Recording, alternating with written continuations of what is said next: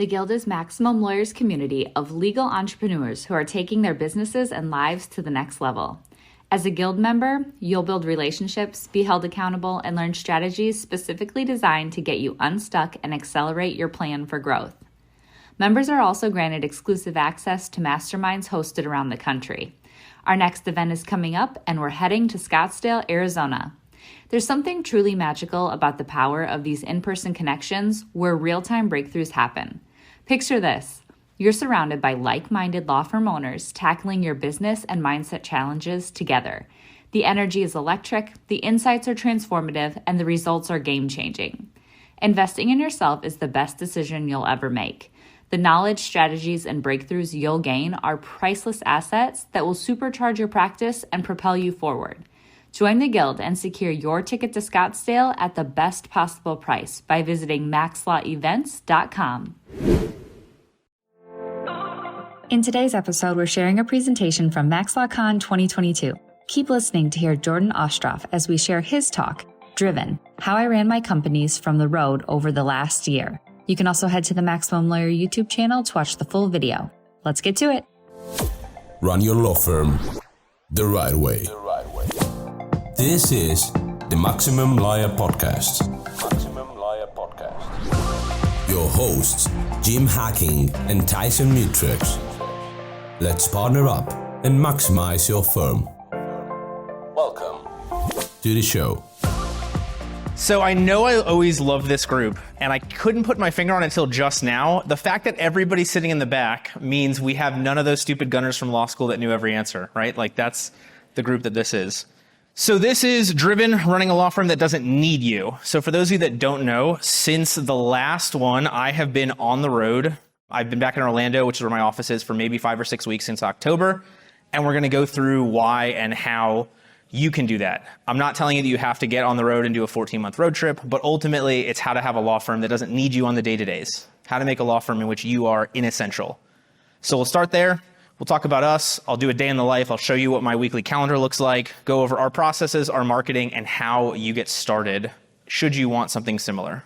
So if you are inessential to your firm, guess what? You get to work less.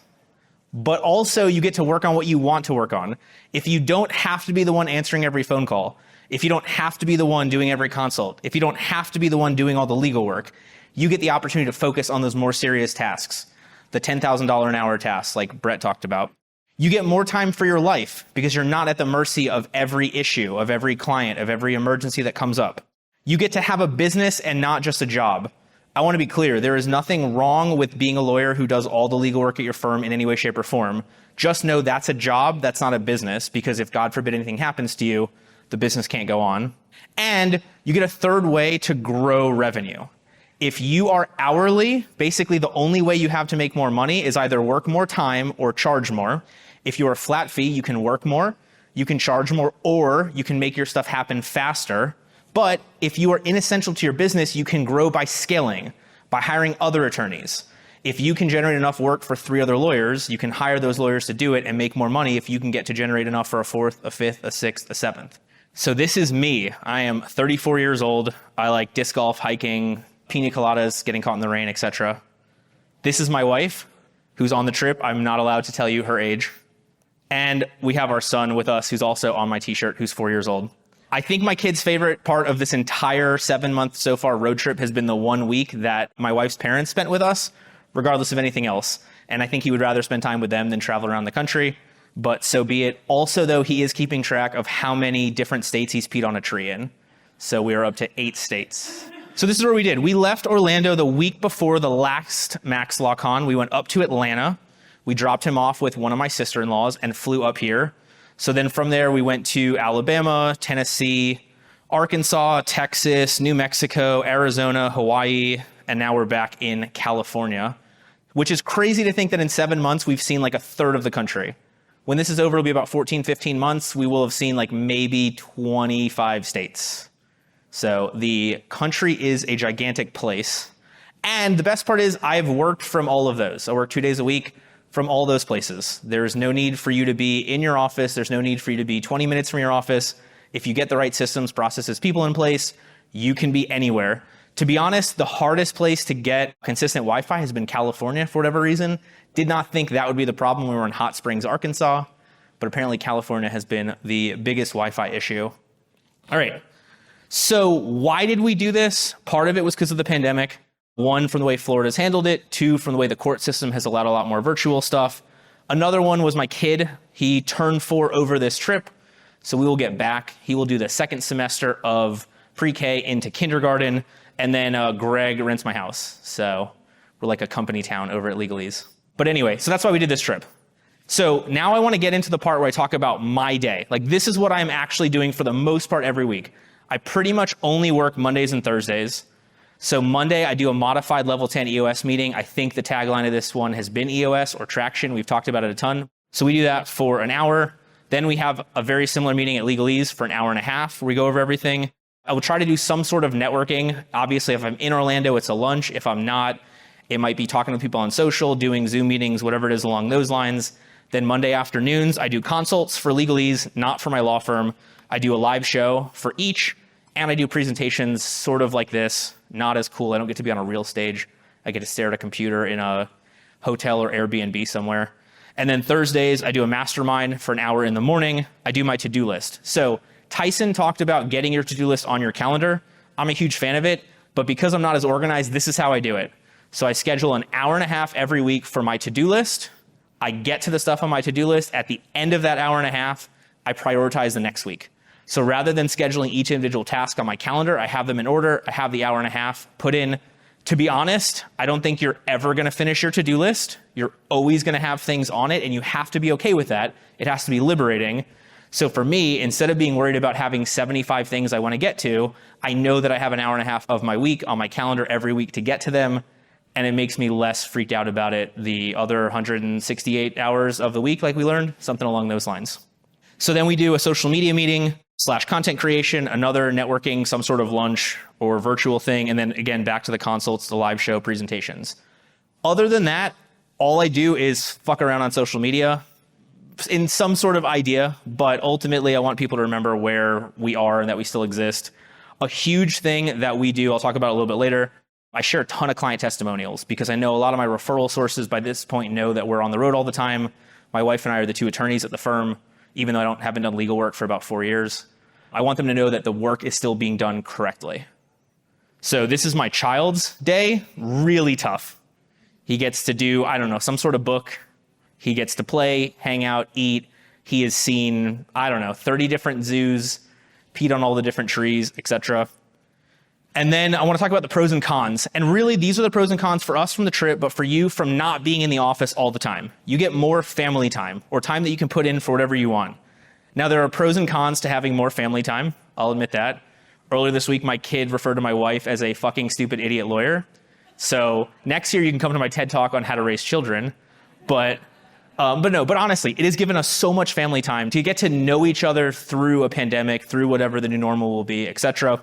The part that's really important that I didn't expect was the team empowerment. So before this trip, I was working about 4 days a week, and that helped empower my team. But honestly, with us not there, it is amazing to me the things that they have figured out how to do.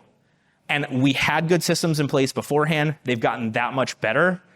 But the lack of opportunity for them to just call us and get an answer has forced them to be empowered to solve problems.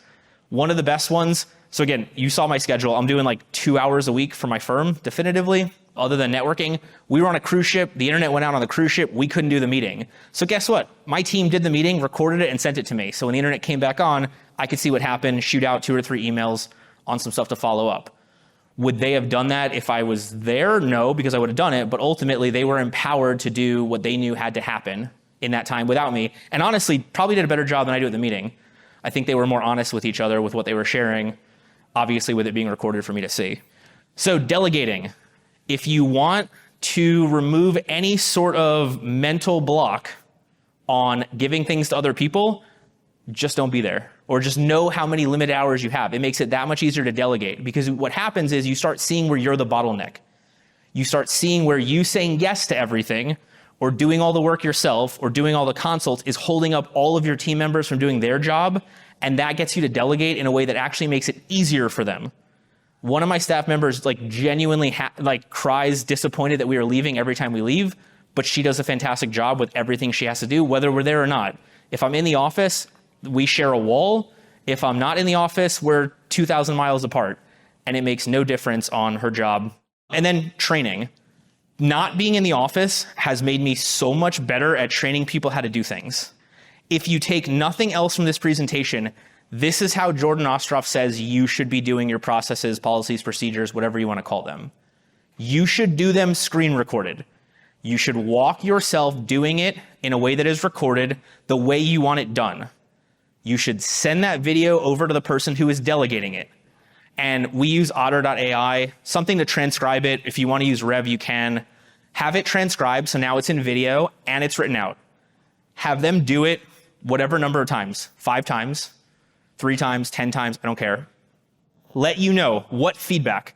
What do they think they can do better having run through it a few times? Talk about that, confirm it, and then they do it, they record it, they upload it to Tetra, a Google Drive, wherever your policies and procedures are stored, with the recording, with the transcript, and it's there. And really that takes 10 seconds extra on my end to click Loom when I'm doing something. It takes an extra 20 minutes to have that conversation, but we have it done, standardized, and consistent. And even for things that take 5 minutes here and there, 5 minutes a day times 5 days a week times 50 weeks a year times 20 years that the firm will be open, it adds up so quickly in something that takes a minimal amount of my time to make sure everybody else can do it correctly. And don't get me wrong, you will have to update systems. That's what that EOS level 10 meeting is. That's what Kanban boards are. That's what negative client feedback is for. Like, you will find out when a system is no longer working. But in terms of building it, that's my 2 cents on how to do it, especially when you're virtual. But even when I go back, I'll still do it that way, as opposed to talking through it this way. If somebody's a visual learner or an audio learner, they want to read it, they've got all the options right there. They've got the screen shares, they've got the passwords, they've got the walkthrough, they've got the transcript, etc. The Guild is Maximum Lawyers' community of legal entrepreneurs who are taking their businesses and lives to the next level. As a Guild member, you're granted exclusive access to quarterly in-person events around the country. The next mastermind is coming up on July 20th and 21st in Denver, Colorado, featuring hot seat sessions and personal coaching with renowned performance coach Jason Selk. This event will give you the opportunity to work directly with Jason, who has helped countless high-performing individuals and teams reach their full potential. During the hot seat sessions, you'll gain valuable insights and learn strategies to help you overcome the challenges you're facing in your practice. For a limited time, you can get your ticket at the lowest early bird price. Head to maxlawevents.com to join now and reserve your spot at the upcoming Guild Mastermind. So what's harder? We're normally in Orlando and East Coast. Being here 1 hour behind, no difference. Being 2 hours behind, not a huge deal. Being 3 hours behind, freaking impossible. I don't know why, but that 9:30 meeting, that's 6:30 in the morning, is tough. At 7:30 in the morning, it was totally fine. Have no idea. In-person networking. And honestly, the thing that I've come to learn about that, I have referral sources that send us fewer things when we are gone, because ultimately they realize their business wouldn't run as smoothly without them, so they think it's happening here. Whereas the referral sources I have that run really successful businesses instead of having really good jobs refer more stuff to us, knowing how I'm not going to screw it up, knowing how it's going to be handled better. So one of the things we've done for networking, not being there, has been sending people postcards, especially when it's something that means something to them. We had friends who went to Hawaii for their honeymoon. We sent them postcards from Hawaii. We had friends who met in Phoenix. We sent them postcards from Phoenix. Really something that mattered to them, for the people that I know run businesses and understand and appreciate that everything will run smoothly. For the people that don't think their business could run as well without them, so think we have a problem, there's not much you can do. That's on them. So just be aware of that as some issue. Childcare. Childcare is harder. So I work Mondays and Thursdays like you saw. For the most part, my wife works Tuesdays and Fridays. We usually travel Wednesdays and Saturdays, so we'll do about 3 or 4 days in the different cities. But at the same time, I get to spend more time with my kid than anybody I know, and other than when he's cursing out my wife. He's hilarious. We have a ton of fun. You can follow it on social media, etc. The other one that I didn't expect to be so hard, logistics when we're back in Orlando. It's actually harder to be in Orlando than it is not from where we are. We leave one car on the road, we fly back. So we're driving with a Jeep Cherokee, no RV. We stay at Airbnbs and hotels. So we leave the Jeep in the other airport, We fly back, it stays there. So now both of us in Orlando with one vehicle, and we get booked for things more frequently. So weirdly, being home is more complicated than being on the road. When we go back to having 2 cars, it probably won't, but for those of you that are in Florida, like, we have no public transportation, so it is what it is. All right, so we talked about how to do the processes, but if you are interested in being inessential to your firm, where do you start? This is my thought process on it. You start with what you do the most. Why? Because you want the thing that will free up the most amount of your time. At the very beginning of this, time is the most important thing for you to utilize to be inessential. So the things that hold up the most of your time are the things that you systematize and delegate first, whether that's to automation, whether that's outsourcing, whether that's hiring somebody, whether that's another lawyer, paralegal, an intake person, whatever. Save yourself the most time first, so that way you have the time to use as you go down the list. So second becomes the things that are most important. Why? Because I don't want you to rush them. If you do the most important things first from delegation, you're going to rush getting them off your plate. Instead, you do the things that save you the most time, and you have extra time to spend on the ones that are the most important to get delegated, so you can delegate them correctly. Then once you have an idea of the systems that you want in place, that's when I would start looking for programs for automation, for outsourcing, for time tracking, for case management, whatever it is. If you have those in place now, awesome. Don't get rid of them to do this. If you don't have any in place, make sure you have the systems in place first. That way you'll know like the 10 features you really need out of a program. You know, if you hate billing, really boil down to how you want your billing to run, really look at what the issues are, and then really find the program that addresses your issues in the way that makes the most sense. So then you get to carve out the actions each team member takes. You've got the system down. Now it's delegating it to a specific person. You got it saved online as a manual. And most importantly, put someone in charge of it, someone who is not you. So for the example I gave and how we do all of our policies and procedures, it goes to the person taking it over. And then in my case, Andrea at my office is in charge of Tetra. So now I have 2 people. The person who's getting it needs to get it set up. Andrea needs to make sure it's there and it's there correctly. I get 2 sets of eyes on it. And then in our next Monday meeting for an hour, we talk about what were the policies and procedures. Are they in there? It'll be a task that we'll do week to week like Traction talks about. Pro tip, edit processes when needed. Lawyers like to tinker. Don't tinker. If it ain't broke, don't fix it. There are things on a scale of 1 to 10, there are things in your firm that are like a 2 or a 3 or a 4. Work on those. Your things that are 7 and 8s out of 10, don't mess around trying to get them to 9 or 10s. Because as you address the more serious bottlenecks, you have more time, more money, more cases, more energy to make those more and more specific. Make sense? All right. So in terms of marketing, obviously we talked about referrals a little bit. From a search engine standpoint, it's really easy to record video everywhere. I'm recording this presentation right now, phone, camera, whatever. It's really easy to do that no matter where you are. Thank God. This would have been way more difficult without an iPhone. It's really easy to be on social media from anywhere. And honestly, you have to look at the most common times that your people are on and understand as you move time zones, it changes the time. If you have clients nationwide, it's not a big deal. But for Orlando, if most people are on Facebook over lunch, that's 12 o'clock. If I'm in California, that's 9 a.m. You have to think about how you accommodate those things. Re-engagement. So my firm, for every 2 cases, gets 1. Either a client comes back for repeat business or they refer somebody else. So we have a newsletter that we do for them. We have social media for them.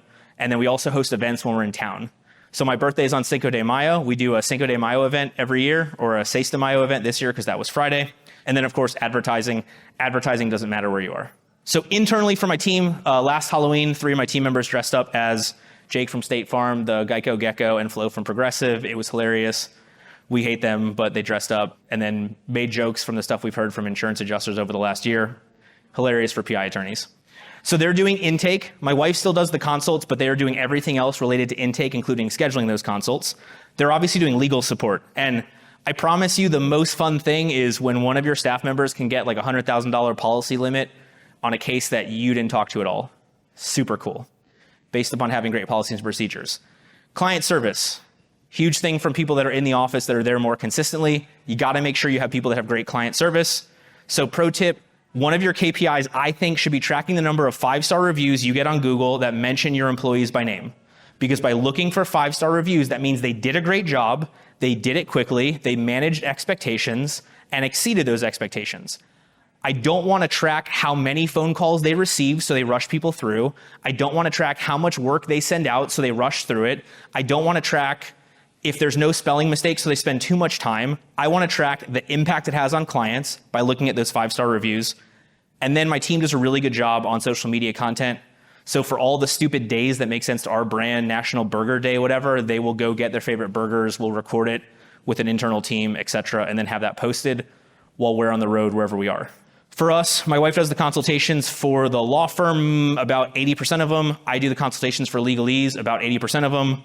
We do a lot of the networking from the virtual standpoint. We do the HR and hiring on the law firm. Greg does the HR and hiring on legalese. We are talent for a lot of the content. We'll focus some of the stuff when we're in town more specifically, but honestly, me walking in a park with my kid and recording is a lot more engaging than me talking on a stage.